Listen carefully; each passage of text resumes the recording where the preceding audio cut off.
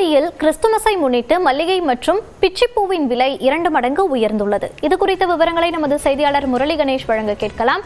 முரளி கணேஷ், பிச்சிப்பூ உள்ளிட்ட பூக்கள் எந்த விலைக்கு விற்கப்படுகிறது? விவரங்கள்.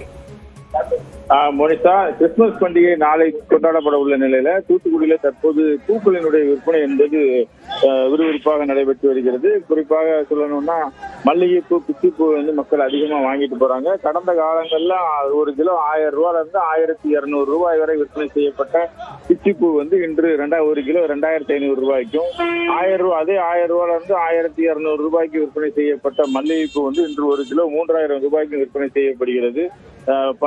கடும் பனிப்பொழிவு காரணமாக இன்று வந்து தூத்துக்குடியினுடைய பூ மார்க்கெட்டுக்கு வந்து மல்லிகைப்பூவினுடைய வரத்து என்பது மிகவும் குறைவாகவே இருக்கிறது. இருந்த போதும் பூக்களினுடைய விற்பனை வந்து நடந்துகிட்டு இருக்கிறது. இந்த பூக்கள் மட்டும் இல்லாம ஊட்டி, கொடைக்கானல் போன்ற பகுதிகளில் இருந்து வந்திருக்கக்கூடிய ரோஜா, திரிபுரா உள்ளிட்ட பூக்களை மக்கள் வாங்கிட்டு போறாங்க. ரோஜா பூக்களை பொறுத்து பார்த்துட்டோம்னா ஒரு பூவினுடைய விலை 25 ரூபாய்க்கும், ஒரு கெட்டினுடைய விலை வந்து 250 ரூபாய்க்கும் விற்பனை செய்யப்படுகிறது. இந்த பூக்கள் மட்டும் இல்லாம மற்ற பூக்கள், அதாவது உதிரி ரோஜா பூக்கள், இதனுடைய விற்பனையும் தற்போது விறுவிறுப்பாக நடந்து வருகிறது.